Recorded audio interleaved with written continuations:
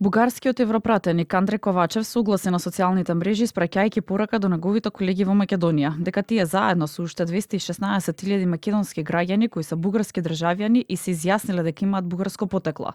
Веќе се во Европската унија и не е проблем влез во ЕУ. Ковачев наведува дека тажно е за оние граѓани кои се уште веруваат. Вели од друга страна не забораваат да одадат почит на српските и југословенски окупатори. На прв поглед изгледа шизофренички. Не сакаа да слушнат за внесување на бугарите во уставот, а повеќето од нивните семејства имаат бугарско државјанство. Најважно е што државјанството е добиено врз основа на докажано бугарско потекло и декларација за бугарска самосвест, со кои најблиските се заведени како бугари, мајка, татко, брат, сестра. Подготвени се да етикетираат источен сосед татари, бугарско-фашистички окупатор, но истовремено во џеп кријат бугарски пасош. Претходно Томас Вајц изјави дека Македонија се уште е блокирана од Бугарија, а прашањата поврзани со идентитетот го блокираат напредокот.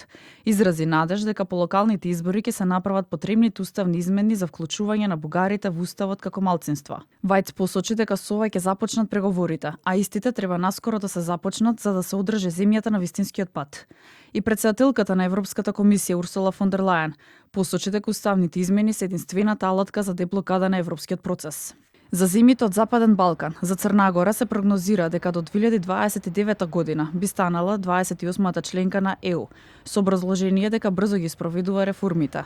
Веднаш потоа следи Албанија, која напредува и во борбата против корупцијата и владењето на правото.